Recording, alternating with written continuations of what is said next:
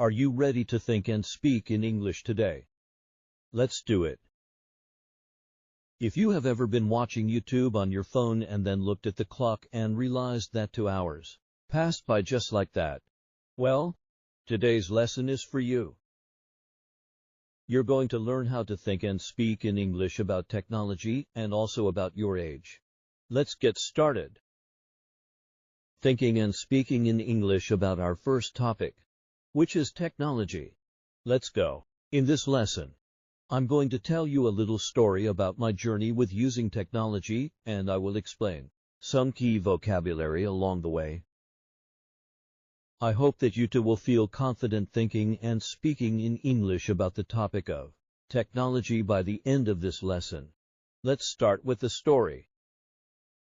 So, I need to watch YouTube for work, but I would oftentimes log on to YouTube for work and end up watching tons of other videos unrelated to work. It was a time suck. Can you guess what this word time suck means? Take a look at this sentence. I removed all unnecessary apps from my phone because they were just a time suck. We can kind of imagine a vacuum sucking away your time. And that's what it is. It's just something that wastes your time. I was wasting time on YouTube. It was a time suck for me. I was developing a reliance on technology because I felt like it was important for my job. But was it really? This word reliance is talking about being dependent on something. It's good to be dependent on some things. I am dependent on my family, or I rely on my family. But the way that I just used it, a reliance on technology, you kind of get the sense that I don't want to be reliant on technology. Have you ever said something like this? I realize that I have a reliance on technology when I use Google Maps to get anywhere. Google Maps has saved me so many times. I have a reliance on Google Maps technology. All right, let's go to the next part of the story. But the thing was, I couldn't stay focused using the apps that I thought I needed for work. There were too many distractions. Let's take a look at this fun expression. The thing is or the thing was. I love expressions like this because advanced English speakers and native English speakers use these all the time. But I feel like English learners don't really integrate these into daily conversation. So, here's your chance to be able to use this. We use the thing is or the thing was to give an introduction to a topic or maybe like a summary of a topic. So let me give you another example. I know that I need to get healthier. But the thing is, I don't like to work out. So we're kind of narrowing the topic here. I know I need to get healthy, but the thing is, here's my introduction to the problem. The summary of the problem. I don't like to work out. And that's how I used it when I was talking about technology. The thing is, my summary or my introduction of the problem. The thing is, I just couldn't stay focused. And why? Because there were too many distractions. If you've ever worked online, I'm sure that distractions have been a problem for you. What are distractions? Well, they are things that are trying to take your attention away from what you need to be focusing on right now. You need to be focusing on this English lesson on YouTube. But do you know what? There are recommended videos. There are other things online. Everything might be popping up and moving. There are so many distractions that it's hard to stay focused and learn English. I know it's hard to stay focused, but we need to push aside distractions. And I'm going to give you a solution for this in just a minute, telling you about what I did. Let's move on to the story. Even worse, my bad tech habits were making me miss out on real-life interactions with my friends and family. This word real-life interactions. Notice the pronunciation here. Interactions. The T has been completely cut out. Real-life interactions. This is talking about connecting with people in real life. The people who are at the table with you. The people who are in your classroom. These are the people. Tangible people around you. Not the things that are going on online. It's a problem whenever I heard a notification on my phone. Bling! I felt like I needed to check it. But the problem was I wasn't being present, and I needed to do something about it. This word notification is highly linked to technology nowadays. We get lots of notifications on our phones all the time. It's such a pain. What about this being present? Well, you probably know what a present is. Like a gift. I gave a present to my friend on their birthday. But that's not what we're talking about. We're talking about your body and your mind being physically there in the moment. You are being present. You're not thinking about something else. You're not worrying about something else. You are being present. And that's the problem with our phones. It's hard to be present when we're looking at our phones and technology. So what's the solution? Well, I decided to read a book called Digital Minimalism. And it inspired me to add a block on my phone so that I could only use YouTube for a specific amount of time per day. I like this expression. Inspired me. It gave you some inspiration to make some change in your life. This book inspired me. It really made me want to make a change. His descriptions were great. His analogies were great. His story was great. And reading this book inspired me to what? Add a block. You might also hear this called a blocker. Add a blocker on my phone. There are certain apps I use like AppBlock, but there are plenty of others that will have you set a type of plan. I want to only use YouTube from 9 a.m. to 10 a.m. each day. Maybe this is something that you need for work, like me. So this is my working time, and I can only watch YouTube during that time. So it makes me focus because the block is restricting my access. So you're able to focus and study English at this time each. I hope so. And not give in to all the distractions. The most useful thing is that the block turns off all apps at night, so that I don't start doom scrolling or get sucked into news articles late at night. Has this ever happened to you? You're looking at something, and then all of a sudden the internet shows you terrible things happening around the world. Oh no. Bad. Bad. Bad. And you have to click on it. You have to know what it is. So you start reading more and more bad things. This is doom scrolling. And unfortunately, it's something that social media does really well. Because as humans, we want to click on bad things. We want to find out all of the terrible things that are happening. So it brings a lot of attention and eyeballs to social media. But it's not good for us as humans to be doom scrolling and feel really anxious. The other expression that I used is to get sucked into something. Here again, we're talking about imagining a vacuum. Our attention and our brain is being sucked into these news articles or whatever else you might be looking at. And all of a sudden, 3 hours pass just like that. And we haven't really noticed the world around us. We're not being present. This app block was a game changer. I felt free. Finally. From the pool of unlimited media, I'm more productive during my workday. And I'm more present when it comes to time with my family and friends. And you know what? I can even sleep better at night. I love this word game changer. It's such a big expression that means everything changed because of someone or something. So this simple app on my phone, this app block, was a game changer. It changed everything from my experience using media. It was a game changer. You might even say that about my English lessons. All of a sudden, I felt like English was possible. It was fun. It was enjoyable. I had a plan. Great. It was a game changer. I also used the word productive. When you are productive, you can achieve more. So it's great to be productive at work. When you're trying to clean your house, you want to be productive and not distracted. Of course, you don't need to be productive all the time. Sometimes it's nice to just go have a picnic outside and spend time with friends. You're not creating something and working and being productive. No, you're just enjoying life. But it's important to be productive when you want to be productive. And did you notice that I used the word present again? I could be present with the people who mattered. My friends and family. I was present with them.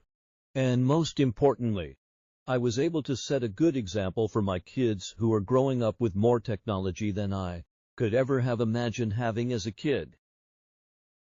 When I was a kid, there was a TV and a phone on the wall. And that was it. But kids nowadays are growing up with the possibility of so much technology. And I think this role setting is really important. I use the word most importantly because, to me, I think this is one of the most important things as a parent that I can do. My habits affect me. But most importantly, they also affect the young people who I'm trying to raise into good adults. When you're a parent, you try to set a good example. Or even just as a human, you try to set a good example. You don't throw your trash on the ground. You put it in the trash can. Why? Of course, to help the earth, but also to set a good example. You're trying to be a good citizen, a good parent, a good human. I also use this wonderful verb phrase could have ever imagined. Or we can switch it to could ever have imagined. This is obviously another big, full expression. Here, I said more technology than I could ever have imagined. Maybe you can even use this for your English learning journey as well. You might say, when I was taking English classes as a child, occasionally we watched a VHS in English, but it was so limited. Now there are more English videos than I could ever have imagined when I was a kid. Right now, there are really unlimited videos that you can watch in English. And I hope that this one is useful to you. And finally, I want to show my kids and anyone else that technology is a great tool that you can use when you establish boundaries. This phrase, establish boundaries, is the key for pretty much everything in life. You need to establish boundaries with technology, with your work, with your relationships, with yourself. It is important to establish boundaries. This means that you're setting limits or guidelines. You're not just saying everything's okay. No. Instead, you are establishing boundaries in a relationship. Maybe your relationship with technology. And for me, it was really useful to have this app block that was able to help me establish boundaries with technology. So now I feel a lot healthier and I'm able to use it in a better way. Well, I hope that you felt inspired to focus when you are using technology so that you can really learn English. Let's talk about our next topic, which is age. Everyone grows older. And how can we talk about it? Well, let's learn how to do it in English. Let's go. Are you ready to get started? Let's start with a story. Recently, I went to the grocery store to buy some wine, and the 16-year-old cashier asked to check my ID. Okay, so I don't know if this 16-year-old cashier was actually 16 years old, but I wanted to introduce you to this useful way of describing age. Do you notice something about this expression? There are two hyphens. 16-year-old cashier. This is an adjective describing cashier. So we could say, my 4-year-old son, and here I'm using it as an adjective to describe what? To describe son. My son. My 4-year-old son. The 16-year-old cashier. Now, there is another way to talk about age, which you'll see in an upcoming sentence. So keep this in mind. And let's go on to the next part of the story. In the US, you'll get carded if you look younger than 50 years old. They're pretty strict about underage drinking. Do you know this lovely phrase? To get carded. It doesn't mean that they're giving me a greeting card. Happy birthday. No. Instead, it just means that the cashier is checking my ID to make sure that I'm old enough to buy something. Usually it's tobacco or alcohol. So if you look under the age of 50, you will get carded. Most likely they'll say, "Can I see your ID? Or do you have an ID?" Sometimes they'll say, "What year were you born in?" If they're pretty sure that you're over the age of 21, which is the legal drinking age in the US. But usually you'll get carded. And sometimes I know I have some older neighbors. They're 55 years old. When they go to buy alcohol and they get carded, they get so excited. You think that I'm under 21 years old? Yes. I will show you my ID. No problem. And this is a big part of American culture, that they are strict about underage drinking. That doesn't mean that people underage don't drink. They definitely do. But this is just the legal system. Remember how we just talked about 16-year-old cashier? Take a look at the phrase one just used. 50 years old. What's the difference between these two? 16-year-old cashier and 50 years old. It's the S and the hyphens in the first one. So here, take a look at how we're going to grammatically use the second one. He is 50 years old. I am 100 years old. Amazing. So here, we're going to be using the S when we are simply stating an age. He is 50 years old. But we could say he is a 50-year-old man. Notice how we added man to the end. And we need those hyphens when we're adding the noun at the end.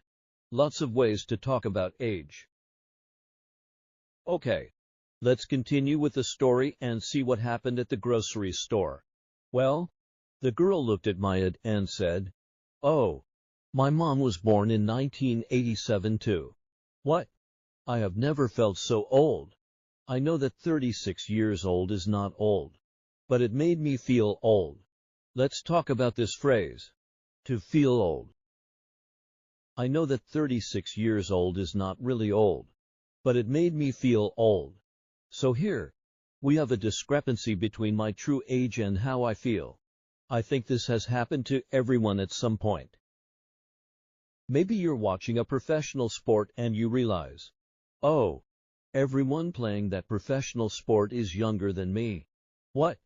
There becomes a turning point when you're becoming wiser, more mature, and older along the way. So you might say, "I remember when my cousins were born and now they're graduating from high school. It makes me feel so old." All right, let's continue with the story. Yes, I felt old, but I know that age is just a number. It's all about your mindset and your creaky knees. Right. This phrase might exist in your native language as well. Age is just a number.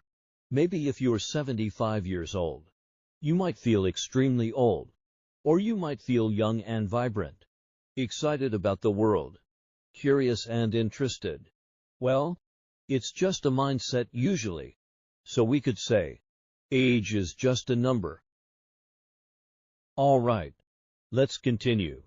For me, I hope that as I age, despite what my body does, I'll continue to be young at heart. Did you notice that I used this word differently than usual? I said, I hope that as I age. I used it as a verb. Usually the word age is a noun. Right. What is your age? But here we're talking about to age, which means simply to get older. So you might say something like this. Everyone ages. It's just a part of life. Isn't that true? Everyone ages. A lovely verb. The next phrase about age I'd like to introduce you to is this one. To be young at heart. I know that as we age and as we get older, life happens. There are difficult and heavy things that happen to us. So how can we stay young at heart? Take a look at this sentence. In my opinion, being around young children helps you to stay young at heart. You enjoy playing. You can laugh at the silly things that they do. It keeps you young at heart. All right, let's continue with the story. I hope I'll always be curious and interested in the world. It's never too late to learn something new. Like English. I love this phrase. It's never too late. We can use this about growing older, about aging. It's never too late to learn English. I know a lot of my students are retired now. You all of a sudden have this free time and you want to invest it in yourself, being curious and interested in the world, improving yourself, keeping your mind active. It's never too late to learn English. But we can also use this phrase for a lot of other things as well. My family loves to plant things, including trees. Well, trees take a long time to grow. And yes, I wish I had planted trees 10 years ago. But I could use this phrase. It's never too late to plant a tree. Start today. And in 50 years, it will be a big, mature tree. It's never too late. All right. Let's continue. Here's my advice as your English teacher. Don't listen to all those negative people who say that you can't teach an old dog new tricks. Does this phrase exist in your native language? Unfortunately, this is quite a negative phrase that's usually meant to discourage people. Or if you feel like you're not learning something fast enough, you might use this and say, I got my first cell phone last week, and I just can't figure it out. I guess you can't teach an old dog new tricks. But the truth is, you can. Keep your mind open. Your style of learning might be slightly different. Your results might be slightly different. But do you know what? It is worth it to keep your mind active and always learning new things that interest you. All right. Let's continue. A lot of my older and wiser students tell me that they are learning English in order to keep their minds young. What a great idea. I love it. This phrase, to keep your mind young, means that even though your body is getting older, maybe your body is not capable of the same agile, fast, difficult things that you used to do when you were younger. Your mind can stay young and active. There are a lot of ways that you can do this. The number one way is to speak English, of course. But the other ways that you can keep your mind young are doing puzzles, trying to figure out different problems that you can solve, trying a new kind of art, trying some painting, maybe making something with clay. These types of things can help to keep your mind young and fresh. I want to share a quote with you about age and growing older by George Bernard Shaw, the author. It's this: we don't stop playing because we grow older. We grow older because we stop playing. Of course, you can't stop the aging of your body. But here he's talking about the aging of the mind. If you continue playing, enjoying things, finding the joy in the little moments of life, your mind will stay young. Wonderful idea. Well, congratulations on learning how to think and speak in English about technology and your age. And now I have a question for you. Let me know in the comments. How old were you when you got your first cell phone? I think for me, I was maybe 19 or 20 years old. Let me know in the comments how old you were when you got your first cell phone. And I can't wait to see what you have to say. Thanks so much for learning English with me. And I'll see you again next day for a new lesson here on my YouTube channel. Bye.